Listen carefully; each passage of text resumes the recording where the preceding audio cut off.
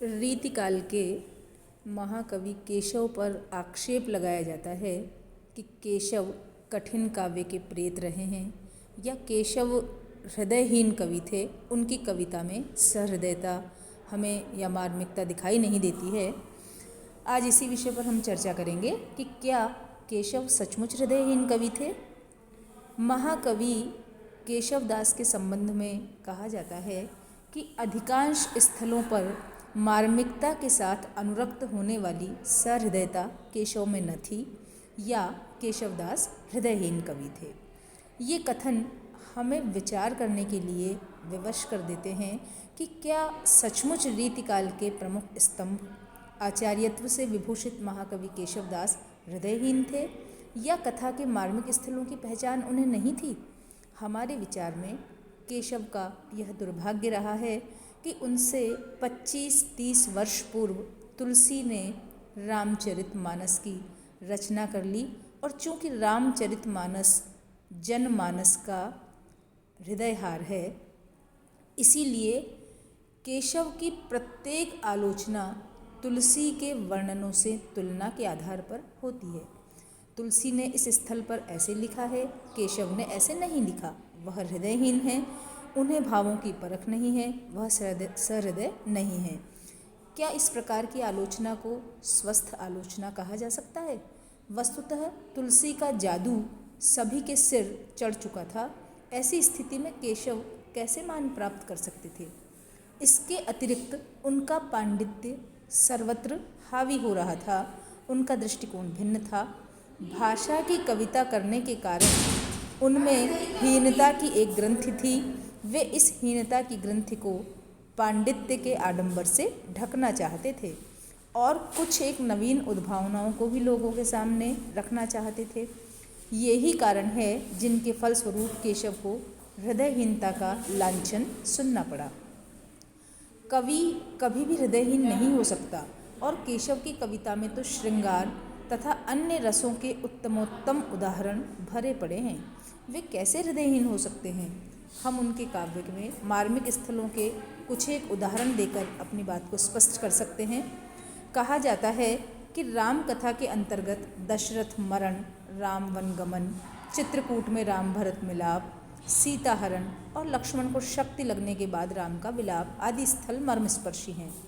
धीर इन सभी स्थलों पर केशव की रागात्मिका वृत्ति हमें स्पष्टतः दिखाई देती है।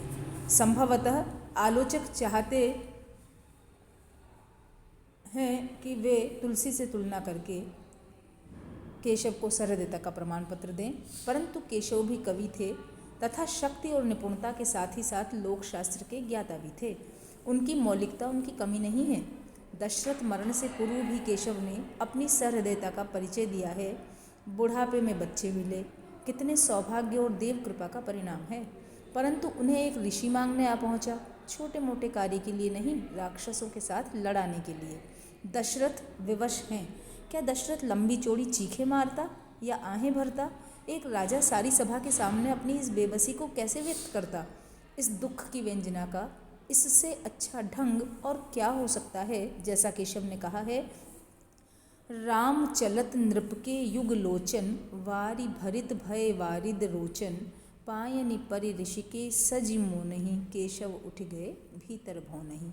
इस मौन में कितनी विवशता है, कितना अंतर्दाह है। इसी प्रकार धनुष यज्ञ के समय फूल से कोमल राम को धनुष तोड़ने जाते देख जनक की मन स्थिति किस प्रकार डामाडोल थी, इसका वर्णन केशव ने अपूर्व सुंदरता से किया है। ऋषि देखि हर्षे हियो, राम देखि कुम्हलाए, धनुष देखि डरपे महा, चिंता चित्त डुलाए। बिहारी की नायिका के रसू रसी रीझ खींच एक बार, हुए हों चाहे न हुए हों, परंतु जनक को ऐसे समय हर्ष, निराशा, भय और चिंता अवश्य व्याप्त हुए होंगे। आशा, निराशा, भय और चिंता की समन्वित व भावपूर्ण अभिव्यक्ति केशव की भाव प्रवणता का ही प्रमाण है। वस्तुतः केशव ऐसे स्थलों में विस्तार को छोड़कर भावों की गहनता का आभास करवा कर ही बस कर देते हैं। उनके मत में भावों की गहनता होती है, विस्तार नहीं। और आलोचक, विशेषकर आज का आलोचक, गहनता और घनता के स्थान पर विस्तार प्रिय है। चित्रकूट में भरत राम से मिले, वहाँ भी केशव ने सूक्ष्मता और भावपूर्णता से युक्त चित्रण किया है। वहाँ राम के सामने लंबा चौड़ा व्याख्यान न देकर वे राम को घर जाने की बात कहते हैं कि उनका गला रुंध जाता है। और रत्नाकर जी की गोपियों की भांति नेकु कहीं बेननी अनेक कही नैननी सो रही सही सोई कही दीनी हिचकीन सो।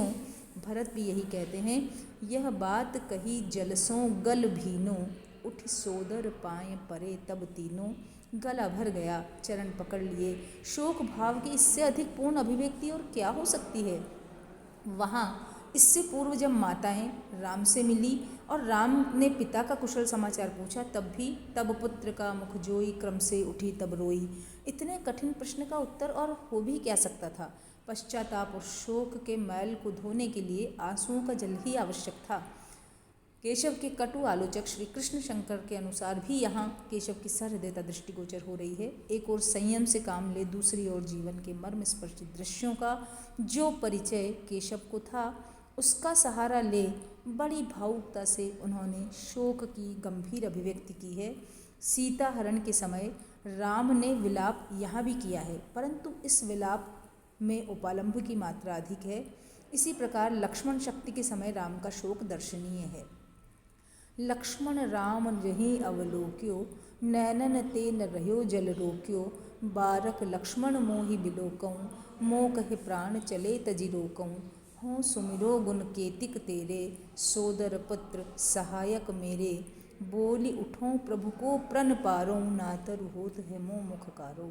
इस छंद पर तो पंडित कृष्ण शंकर शुक्ल मुग्ध ही हो गए हैं और पूरे 2 पृष्ठ की व्याख्या में लगा दिए 2 पृष्ठ इसकी व्याख्या में लगा दिए हैं। केशव को इस कथन में अधिक प्रशंसा मिली। इसका एक कारण यह भी है कि इस जगह केशव का राम विलाप तुलसी के राम विलाप से भी उत्कृष्ट बन पड़ा है। राम इस प्रकार अपने प्रिय अनुज को उसके यश गा गाकर निहोर ही रहे थे कि किसी ने कह दिया कि सूर्योदय के साथ ही लक्ष्मण के जीवित होने की संभावना नहीं रहेगी। बस राम का क्रोध चरम शिखर पर पहुंच गया।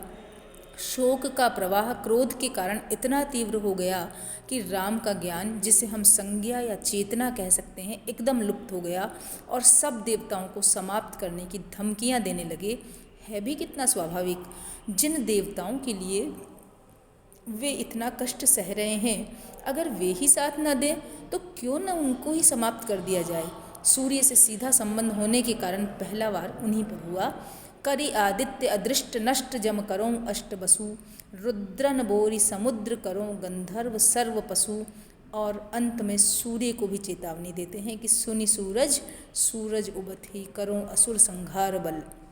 लक्ष्मण शक्ति और राम में शोक तथा रोष की भावनाओं की सफल अभिव्यक्ति के बाद अब हृदयहीन केशव के रावण को देखें।